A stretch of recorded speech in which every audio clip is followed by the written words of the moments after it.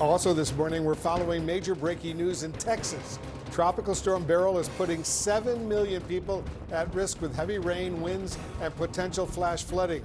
Beryl made landfall as a Category 1 hurricane earlier this morning, about 100 miles southwest of Houston. Texas law enforcement says at least one person has died after a tree fell on a house. Fallen trees have also contributed to widespread power outages. More than 2 million customers in the state have already lost electricity, most of them in the Houston area.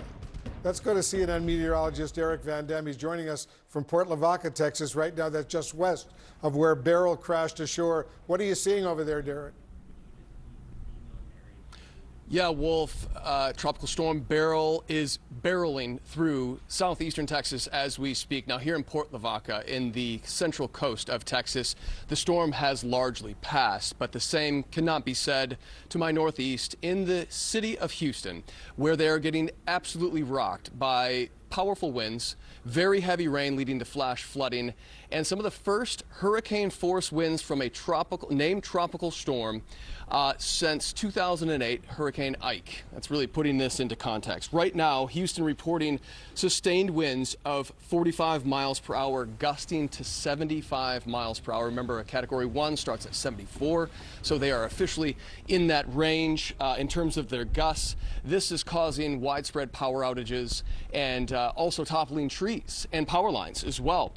We have quite a distinctive eye moving through Houston as we speak. The satellite and radar gives you that example. Remember, the eye wall is right along that periphery, that edge, is where we get the strongest winds. And as that continues to move over the city of Houston, we have another hour of these powerful tropical storm force to hurricane force wind gusts that are taking down our power. In fact, we're one of the 2 million plus customers without power here in Port Lavaca, with wind gusts in excess of 80 miles per hour. It's no wonder that the number of people impacted by power outages is so high. One thing to note is that now that we're recovering after the storm passes, there will not be the ability to cool yourself with air conditioning with so many people without power. And we have an incoming heat wave for the greater Houston area with heat indices over the next coming days reaching the upper 90s to near triple-digit heat. So that's something to consider going forward. Have a plan. Make sure your family has a plan to deal with the heat without the potential for cooling yourself down. We still have a flash flood warning in and around Harris County. That is because of the excessive rain that has already fallen. Many locations reporting over a half a foot. And there is still additional rain to come as the system quickly exits the region. Tornado threat, new tornado watches up through portions of Louisiana, Arkansas, right through 10 p.m. this evening as the storm starts to move through the mid-Mississippi Valley. All right, stay safe over there. Derek Van Dam on the scene for us in Port Lavaca, Texas. Hurricane Beryl is now a Category 1 storm, trudging its way across the Houston area and unleashing heavy rain and powerful winds across a large swathe of southeast Texas. One man was killed after a tree fell into his home. The vast majority of flights out of there have been cancelled, and you can see the flooding that's come with the storm. Lee Waldman joins us now from Port Lavaca, Texas. Some of these images we're seeing absolutely terrifying. Take us through what you're experiencing right now on the ground, Lee.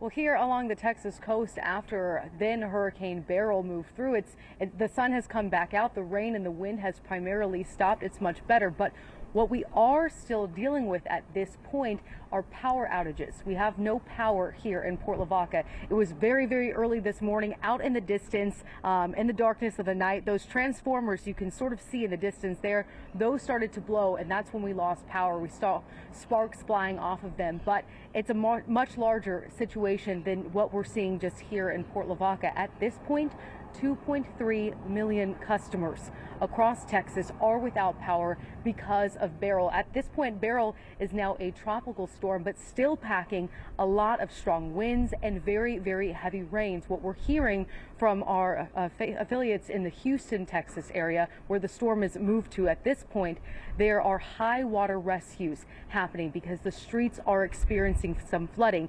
The flooding numbers are so significant, and I actually want to read those to you now. These are some of the highest flooding numbers that the Houston area has ever seen. It is 10.29 feet above its typical water levels at the port of Houston at a rain gauge there.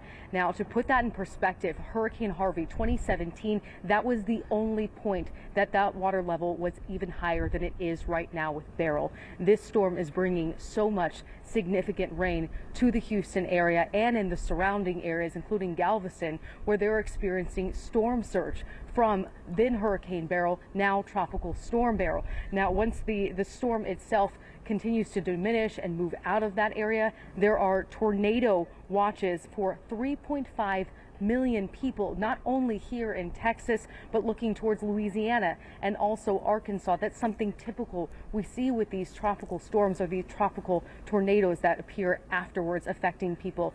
Those watches and warnings in place until 10 p.m. local time this evening. Now, we're hoping to get some more information from the Houston mayor. He is slated to speak in the next 15 minutes so he can give us a clearer picture of what's going on. But on top of the high water rescues that we're seeing in the Houston area, we do know, unfortunately, there's already been one death associated with this storm. That information coming to us from the Harris County Sheriff there.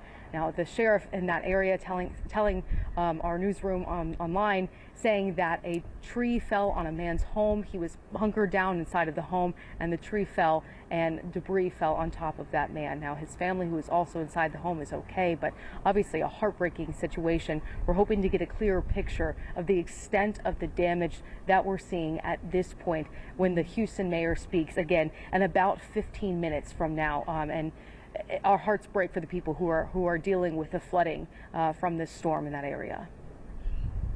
Absolutely. The destruction that we've been seeing, and of course those high winds expected to keep going for quite some time. We're thinking of everyone in that region. Lee, thank you so much for that brilliant update. Much appreciated. Lee Waldman there for us.